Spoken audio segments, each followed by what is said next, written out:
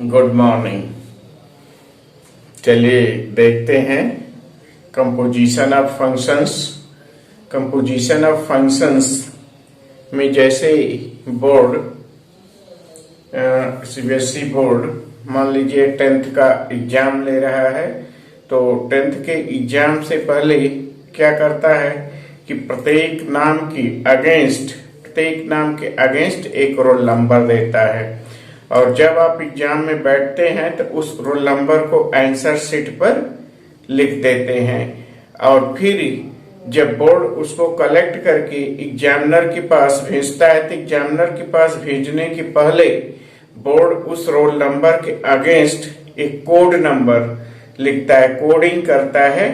उस roll number के against एक फेक नंबर आपके आंसर शीट पर नोट कर देता है, और फिर एग्जामिनर उसको इवैल्यूएट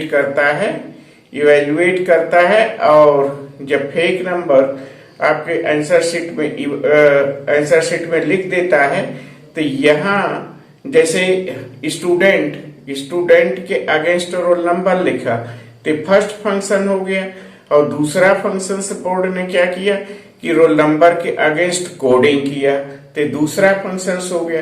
तो जब इन दोनों को कंबाइंड करेगा फंक्शन तो प्रत्येक नाम के अगेंस्ट एक कोडिंग नंबर हमें मिल जाएगा। तो इस तरह से हमें कंपोजिशन ऑफ फंक्शंस की व्यवहारिक रूप से और मैथमेटिक्स में आवश्यकता पड़ती है। तो देखते हैं कि कंपोजिशन ऑफ फंक्शंस क्या है। Let f is a functions from a to b. Let f is a function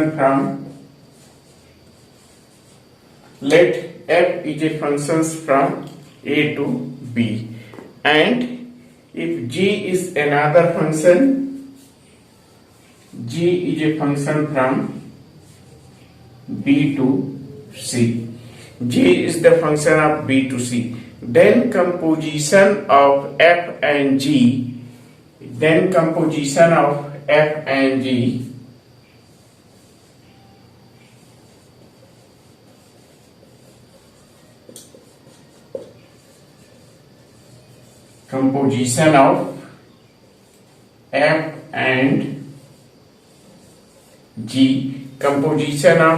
and g denoted by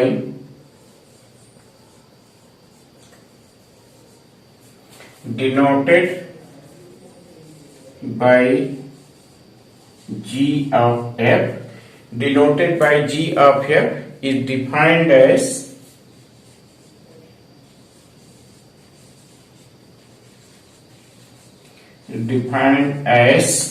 a functions, defined as a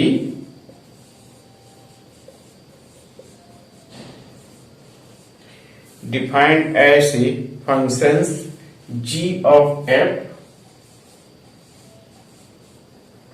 from a to c, g of f from a to c, this given by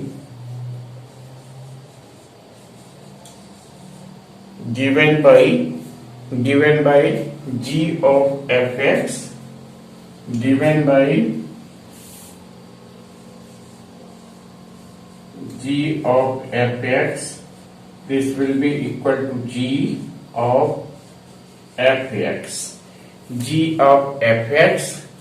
for every x belongs to the e। तो जैसे मैं आपके बताया कि मान लीजिए आप board exam देने जा रहे हैं, तो प्रत्येक 10th का बोर्ड का एग्जाम आप दिए हैं, तो प्रत्येक रोल नंबर के अगेंस्ट, जैसे ये हमारा स्टूडेंट हो गया, सेट ए हो गया, इसमें स्टूडेंट हो गया, तो प्रत्येक स्टूडेंट के अगेंस्ट बोर्ड क्या करता है, एक रोल नंबर देता है प्रत्येक बोर्ड के। तो मान लीजिए अगर यहाँ कोई x स्टूडेंट है और x स्टूडेंट के लिए एक रोल नंबर दिया, तो इसको हम फंक्शंस f से डिनोट करते हैं इसको हम फंक्शंस एफ से डिनोट करते हैं, ई ई। तो यहाँ एक फंक्शंस इसका आ गया जिसको कि हम एफ से डिनोट करते हैं। तो ए हमारा हो गया एफ एक्स। प्रत्येक स्टूडेंट के लिए एक रोल नंबर दिया और फिर बोर्ड ने क्या किया कि एग्जामिनर के पास भेजने के पहले उस रोल नंबर को क्या किया कि कोडिंग कर दिया। कोडिंग करने के बाद, कोडिंग मीन्स उस रोल नंबर के अगेंस्ट एक फेक नंबर दे दिया ए, और ए हमारा फंक्शन हो गया जी। तो ए जो फेक नंबर दिया ए, तो ए बी, ये हमारा सेट बी हो गया, ये हमारा सेट बी हो गया। तो ये जो हमारा फंक्शंस हो गया यहाँ जो हमारा फंक्शंस हो गया, ये हमारा फंक्शंस होगा G of F X, G of F X हो गया ये। तो ये जब हमारा functions G of F X हो गया, तो ये प्रत्येक स्टूडेंट के अगेंस्ट एक कोड नंबर मिल गया। ये प्रत्येक स्टूडेंट के अगेंस्ट एक कोड नंबर मिल गया जिसको कि हम GOF कहते हैं। तो ये हमारा हो गया कंपोजिशन ऑफ फंक्शन। जी और एफ को हम कैसे कंबाइन करते हैं? कंपोजिशन का मेन अर्थ है कि दो फंक्शंस को हम कैसे कंबाइंड करेंगे, और इसमें कोई आपको डाउट नहीं होना चाहिए, जैसा कि मैं पहले बता चुका हूं। अब आप एग्जाम्पल्स लेते हैं।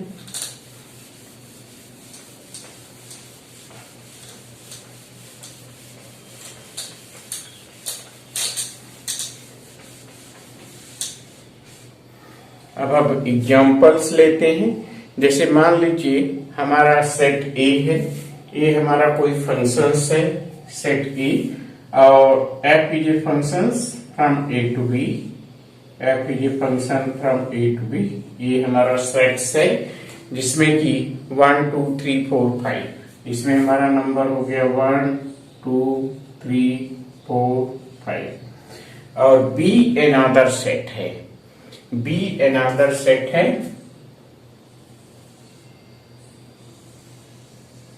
बी अनदर सेट है जिसमें कि हमारा फंक्शन है 3 4 5 6, 3 4 5 एंड 6। तो बी हमारा अनदर फंक्शन है जिसमें हम लेते हैं 3 4 5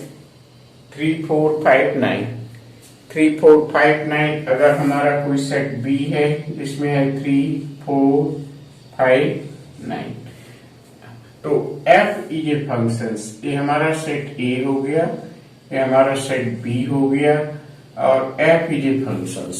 तो f एक फंक्शंस डिफाइन है from A to B, f is a function from A to B. ये हमारा फंक्शंस डिफाइन हो गए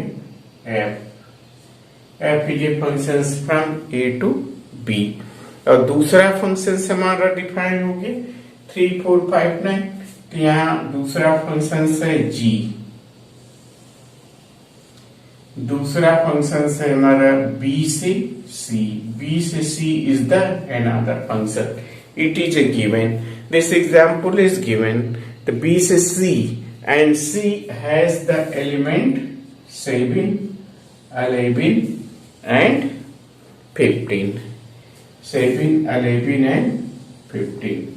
एंड मान लीजिए ये दिया हुआ है फंक्शंस कि 2 जो है 2 का इमेज 3 है, 2 का इमेज यहाँ इस फंक्शंस में 3 है, 2 का इमेज 3 है, 2 का इमेज 3 है, और 3 का इमेज 4 है।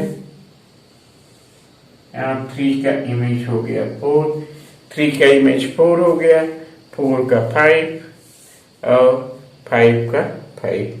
मान लीजिए 4 का यहाँ हमारा हो गया 5 और ये 5 का हो गया 5। एक फंक्शंस दिया हुआ है फ्रॉम f टू b, ये हमारा फंक्शंस इधर दिया हुआ है, f2 दिया हुआ है, ये दिया हुआ है f2, F2 दिया हुआ है हमारा 3, F3 दिया हुआ है 4 और F4 equal to F5 equal to दिया है 5। ये फंक्शन से डिफाइन किया गया और दूसरा फंक्शन से हमारा डिफाइन किया गया है 3 and 4। ये फंक्शन से हमारा रिलेटेड है और ये फंक्शन से रिलेटेड। तो यहां दिया हुआ है G3 equal to G4 equal to 7। ये दिया हुआ है, ये दिया हुआ है और दिया हुआ है दूसरा फंक्शन दिया हुआ है 5 और 9। ये 5 दिया हुआ है इससे और 9 ये दिया हुआ है 11। तो ये दिया हुआ है G5 equal to G9 equal to 11। ये फंक्शंस दिया हुआ है। Then find the G of F। हमें एक कंबाइंड फंक्शंस फाइंड आउट करना है G ऑफ F। हमें ये फंक्शंस फाइंड आउट करना है। तो हम G ऑफ F फंक्शंस को कैसे फाइंड आउट करेंगे ये देखते हैं। G ऑफ F, तो G of F find out करने के लिए एक तो जब हम एक फिगर बना दिए तो इस फिगर बनाने से एक क्लियर हो गया कि G ऑफ F हम कैसे फाइंड आउट कर सकते हैं। क्लियर ये हो गया कि 2 का इमेज 3 है, 2 का इमेज 3 है, 3 का इमेज 7 है। तो 2 का इमेज हमारा हो गया 7 और यहाँ 3 का इमेज है 4 और 4 का इमेज 7 है। तो 3 का इमेज हमारा हो गया 7। इसी तरह से 4 का इमेज हो गया 5 और 5 का इमेज हो गया 11। तो 4 का इमेज हो गया 11। सीधे हम फिगर से देख सकते हैं। तो 5 का इमेज हो गया 5 और 5 का इमेज हो गया 11। तो 5 का इमेज क्या हो गया 11। तो हमारा जो सेट है वो क्या आ गया 2 7 3 7 4 11 5 11। तो इस तरह से हम G of F find out कर सकते हैं। वैसे G of F find out करने के लिए हम देखिए जैसे हमें G of F2 find out करना है तो G हमें जैसे फाइंड आउट करना है G ऑफ F2। तो G of F2 find out करने के लिए हम क्या करेंगे देखिए G ऑफ F हमें फाइंड आउट करना है 2। तो इसको हम लिख सकते हैं G एंड F2 और F2 की जगह हमारा क्या हो जाएगा 3। तो ये हो गया हमारा G3। तो G3 क्या हो गया G3 3 का किससे रिलेशन है 7। तो G ऑफ F2 क्या हो गया 7। तो 2 का संबंध क्या हो गया 7। तो इस तरह से हम सभी फंक्शंस को फाइंड आउट कर सकते हैं। जैसे G of F4 find out करना है तो G of F4 find out करना है तो G लिखे फिर F4 लिखे और F4 का संबंध किससे है 5। F4 का संबंध 5 से है जो कि दिया हुआ है यहाँ F4 is 5। तो ये हमारा हो गया G5 और G5 किससे रिलेटेड है 11 से। तो ये हो गया हमारा 11। तो इस तरह से हम और मेंबर को फाइंड आउट करते हैं। तो therefore we can write G of F। तो G of F फंक्शन को हम लिख सकते हैं 2 का संबंध किससे है 7। तो 2 रिलेटेड टू 7 हो गया। 3 किससे रिलेटेड है 3 का इमेज क्या हो जाएगा 7। तो ये हो गया 7 और 4 का इमेज क्या हो जाएगा 11। तो हो गया 4 11 और 5 का इमेज क्या हो जाएगा 11। तो ये हो गया 5 ए। तो ए हमारा हो गया जी ऑफ एफ। तो इस तरह से हम फंक्शंस को फाइंड आउट कर सकते हैं। ठीक, अब कंपोजिशन फंक्शंस का कुछ एग्जांपल्स देखते हैं। मान लीजिए हमारा कोई फंक्शंस है। First example,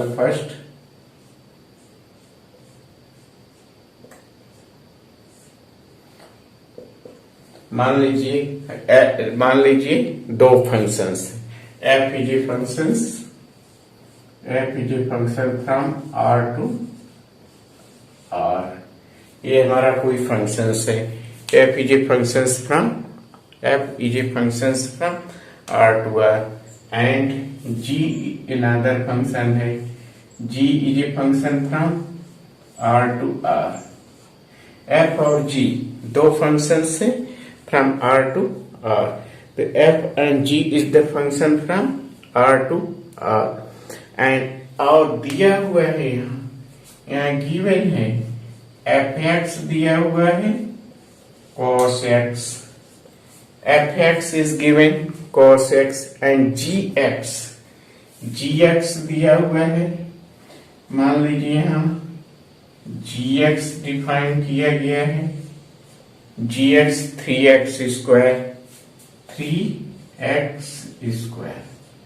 then so that g of f is not equal to f of g, so g of f is not equal to f of g। तो सबसे पहले हम क्या करेंगे कि चलिए देखते हैं कि जी ऑफ एफ कैसे फाइंड आउट करते हैं। तो जी ऑफ एफ फाइंड आउट करते हैं। जी ऑफ एफ, तो जी ऑफ एफ फाइंड आउट करने के लिए हम क्या करते हैं, यहाँ हम लिखते हैं G of F X, G of F X, फिर जी एफ एक्स। और एफ एक्स डिफाइन किया गया है क्या, कॉस एक्स। तो ये हमारा क्या हो गया, जी कॉस एक्स, एफ एक्स की जगह कॉस एक्स। अब देखिए यहाँ जी एक्स, ये हमारा एफ एक्स एक्स हो गया और एक्स की जगह 3x स्क्वायर है। तो यहाँ क्या आ जाएगा हमारा, यहाँ क्या आ जाएगा हमारा, यहाँ क्या आ जाएगा हमारा 3, यहाँ क्या आ जाएगा 3x स्क्वायर। x की जगह हम क्या रखेंगे, cos x, x की जगह क्या है cos x। तो ये हो जाएगा cos स्क्वायर x। तो ये हो गया हमारा g of F X, 3 cos square x। अब f of G X find out करते हैं। f of G X find out करते हैं तो क्या हो जाएगा, f लिख सकते हैं ऑफ gx। अब हम gx के स्थान पर क्या डिफाइन किया है, 3x स्क्वायर। तो यहाँ हम लिखेंगे अब 3x स्क्वायर। तो यहाँ देखिए x की जगह क्या रखा है, हमें x, fx क्या है cos x। तो x की जगह 3x स्क्वायर लिखेंगे। x x की जगह है, तो x की जगह वहां cos x है, तो यहाँ क्या लिखेंगे 3x square, 3 cos 3x square, x की जगह ये fx है, तो fx cos x, तो यहाँ 3x स्क्वायर है, तो हो जाएगा cos 3x स्क्वायर। x की जगह हम क्या लिख दिए 3x स्क्वायर, तो cos 3x स्क्वायर। अब इन दोनों को अगर देखें तो therefore hence what happened, therefore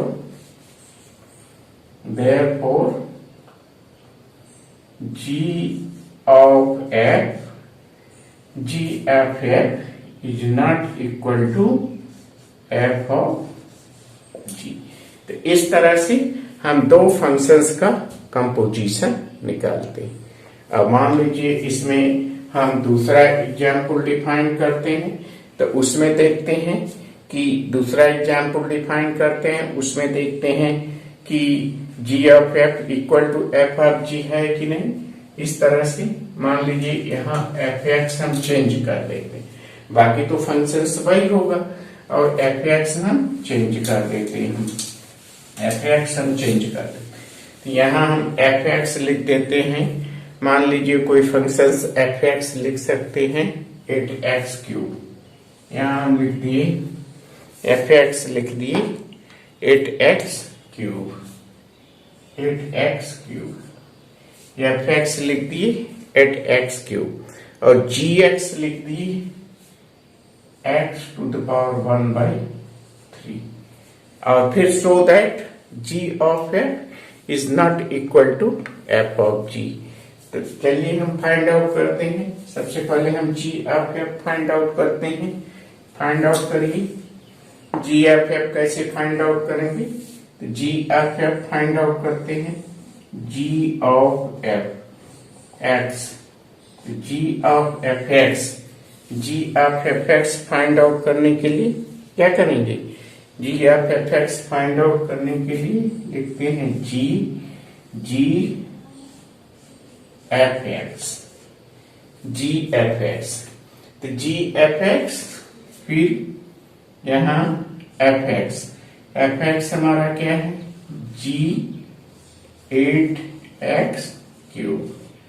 अब जी एक्स, एक्स की जगह क्या है 8x3, तो x की जगह हम क्या लिखेंगे, x की जगह हम लिखेंगे यहाँ 8x3 और यहाँ 1 to the power 3, क्योंकि जी एक्स है x to the power 1/3, तो ये हमारा x हो गया।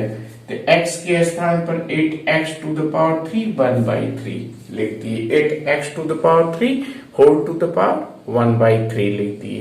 तो 1 to the power 3 लिख दिए, तो उसमें कोई आपको दिक्कत नहीं होना चाहिए।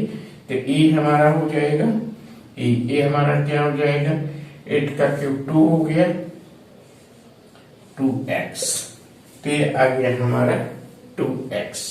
और f ऑफ g उसी तरह से f of g find out करते हैं, f of gx find out करते हैं, क्या हो जाएगा f और gx, f and gx।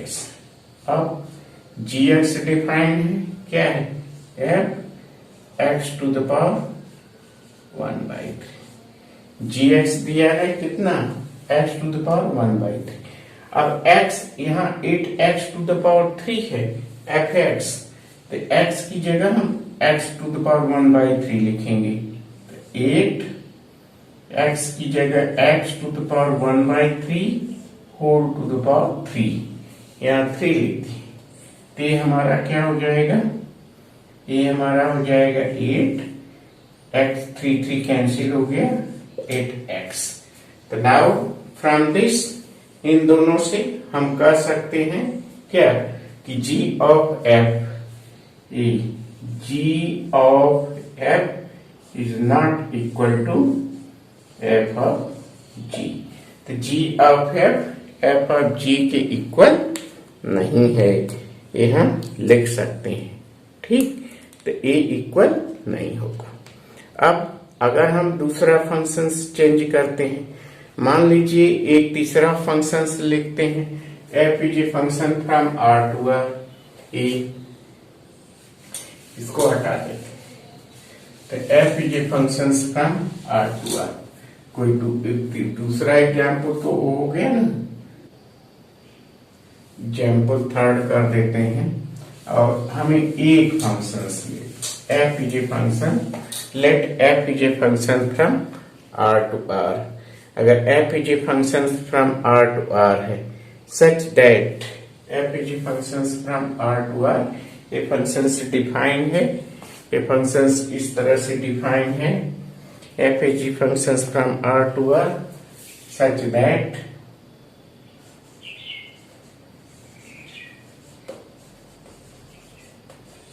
that fx equal to fx 3 minus x to the power 3 and 3 minus x to the power 3 whole to the power 1 by 3. ये function define हुआ है हमारा f(x) equal to f is a function from R to R such that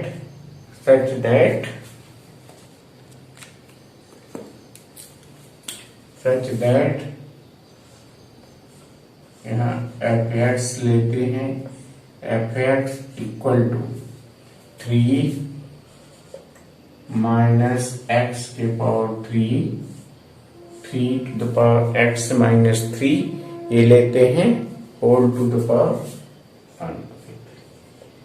Then so that f of f(x) so that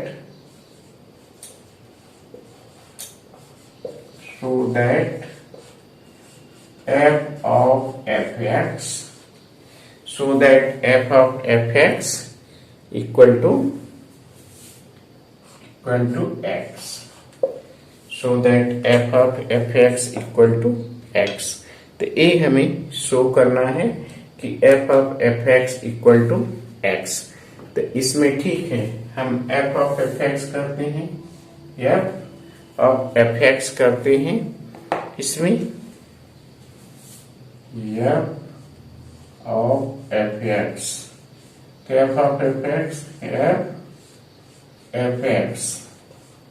f of f(x) f और f(x), तो f(x) हमारा define है 3 minus x to the power 3 1 by 3.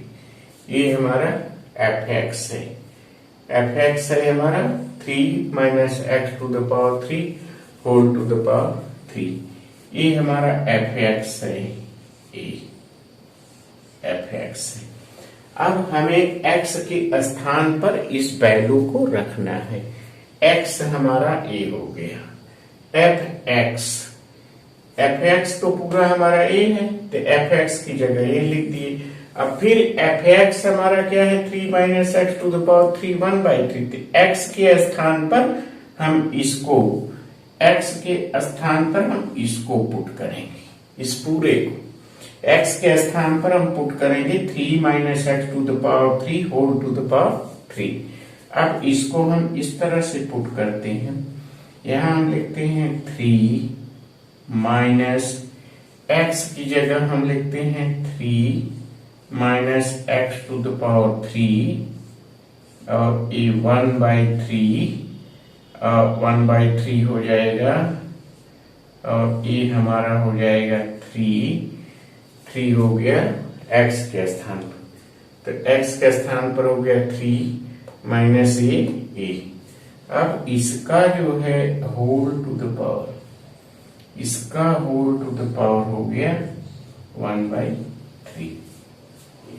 ठीक, अब इसको हम open करते, तो इसको हम जब ओपन करेंगे तो ये हो गया 3, इसको ओपन करेंगे तो 3 कैंसिल हो गया, तो 3 minus 3 plus x, 3 minus 3 plus x. यहाँ इसको ओपन करेंगे तो 3 कट गया, तो 3 minus 3 plus 3 minus 3 plus x to the power 3. अब ये हमारा हो गया 1 by 3. अब 3 से कैंसिल हो गया और x टू द पावर 3 से कैंसिल हो, तो we get what? We get here x. The f of f(x) equal to x. हमें क्या शो करना है? f of f(x) equal to x. तो therefore f of f(x) equal to x.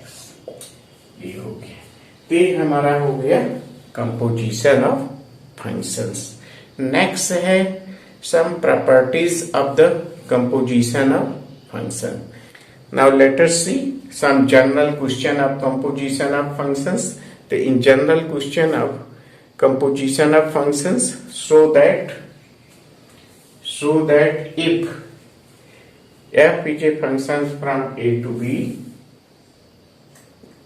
if f is a function from a to b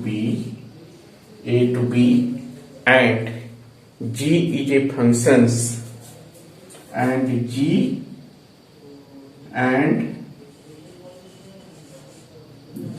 is a functions from b to c, f is a functions from a to b and g is a functions from b to c. g is a functions from b to c are 1 c are this one is or this one is r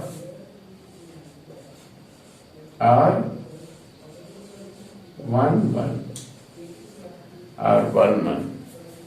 then so that GOF then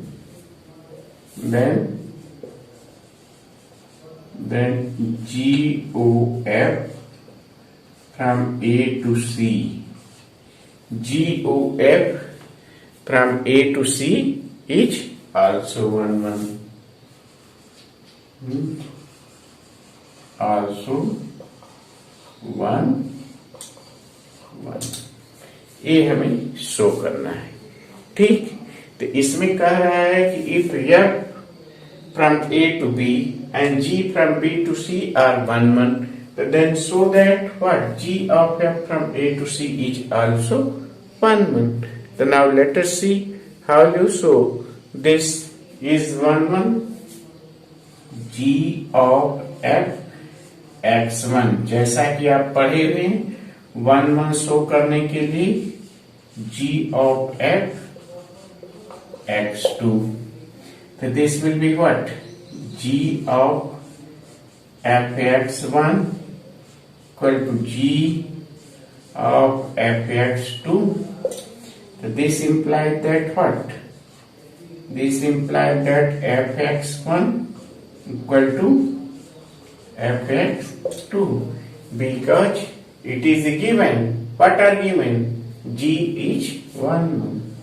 it is given G is 1 ये दिया हुआ है G is 1 this will be given G is 1 as G is 1 and then this implies that x1 equal to x2 as what as f is also 1 f is 1 so G is 1 f is 1 therefore G of f is 1 तो G of f हमारा क्या function हो गया 1 अब हम show करते हैं if A and B and C these two are onto if functions from A to B and G के function from B to C हम दूसरी property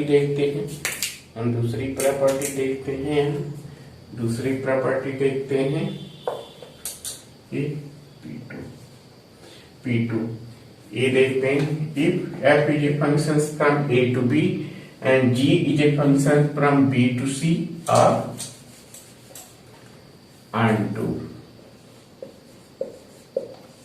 onto then G of f is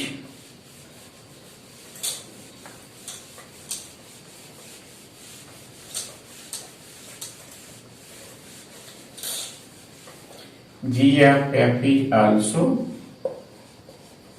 onto हमें show करना है कि अगर f हमारा onto है और G onto है तो इनका जो कंपोजिशन होगा G of f का वो भी onto होगा तो G of f onto होगा तो इसके लिए हम देखते हैं कि क्या G is onto ये दिया हुआ है G is onto तो now G is a onto function,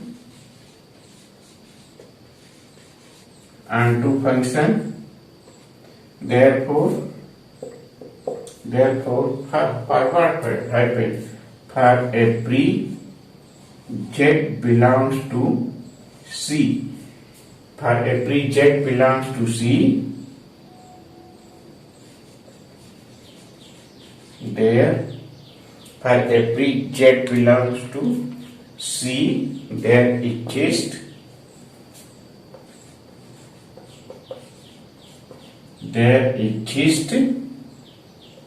X, there exists X, there exists Y, there exists Y belongs to B, such that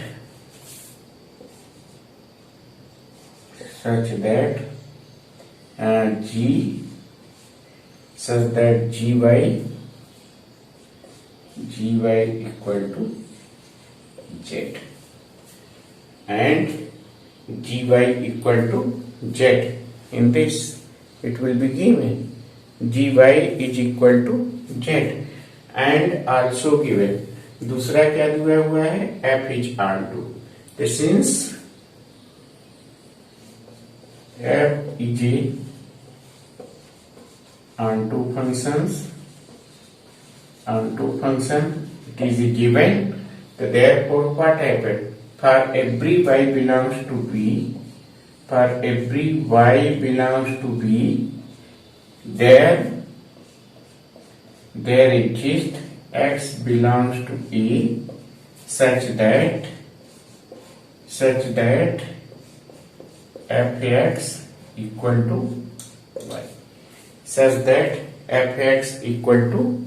Y, Thus, therefore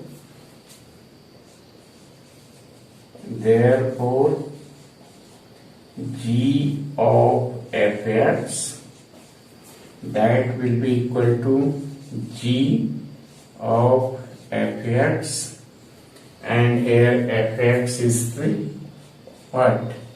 Since F is onto, then Fx is Y, and G is onto, therefore GY is Z.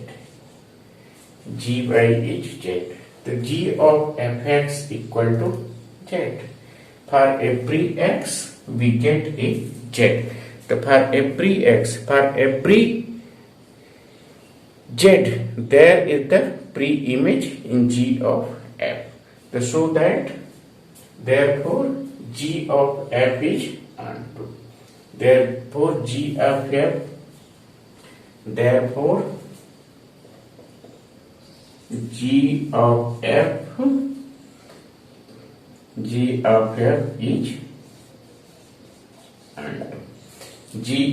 is onto.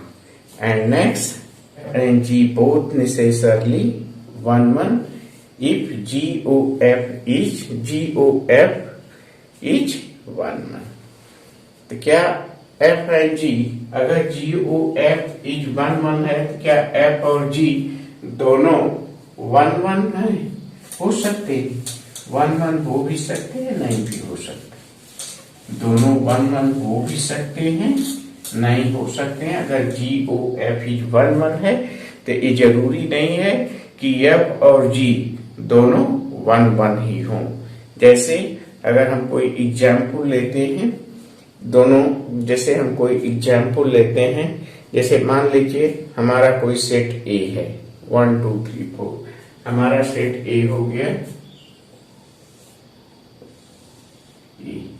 ये हमारा हो गया 1 2 3 4.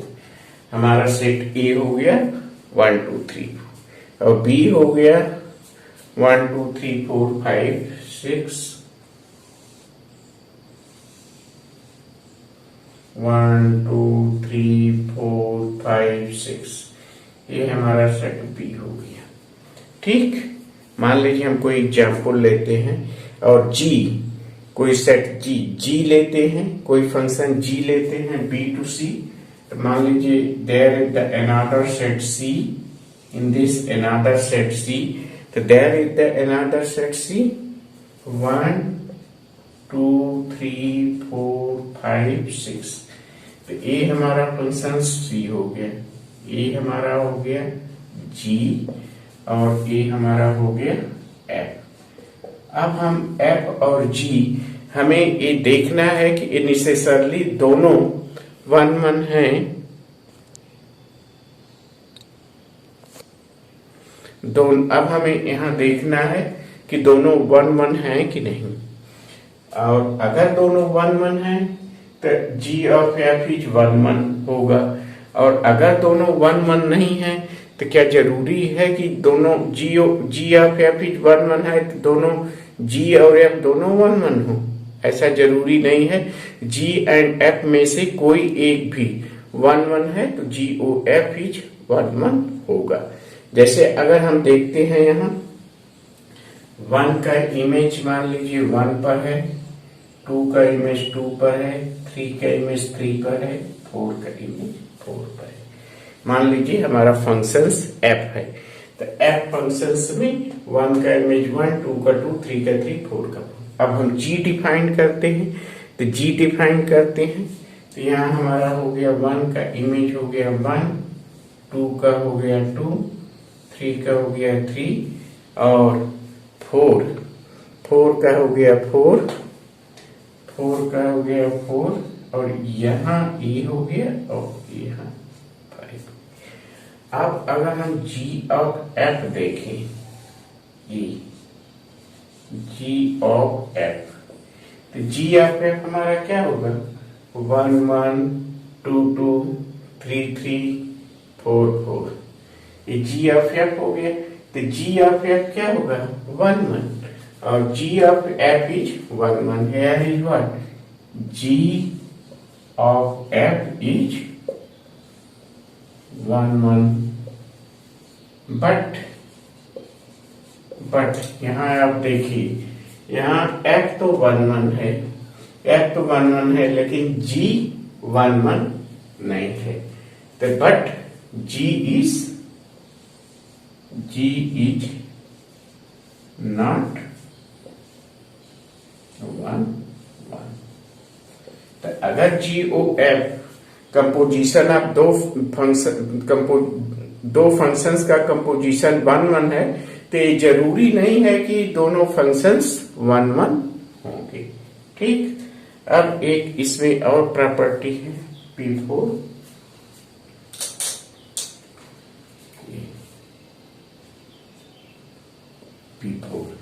अब इसमें P4a है कि R F and G both necessarily R2 if G O F is R2।